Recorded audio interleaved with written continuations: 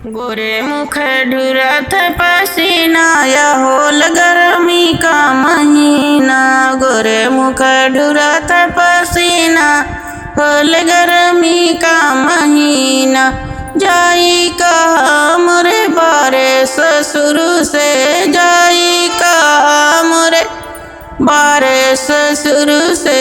भेज दई है पंखा नगीना, यह होल गर्मी का महीना। गोरे मुख ढुरत पसीना, यह होल गर्मी का महीना। जाई कहा मोरे बारे जियठ से, जाई कहा मोरे बारे जियठ से। भेज दई है पंखा नगीना, होल गर्मी का महीना। गोरे मुख ढुरत पसीना, यह होल गर्मी का महीना।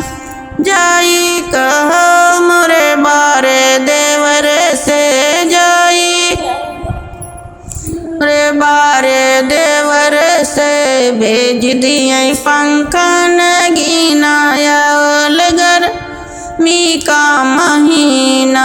गोरे मुख ढुरत पसीना, होल गर्मी का महीना। जाई का मोरे बारे बलम से, जाई का मोरे बारे बलम से। भेज दिए पंखा नगीना, यह होल गर्मी का महीना। गोरे मुख ढुरत पसीना, होल गर्मी का महीना।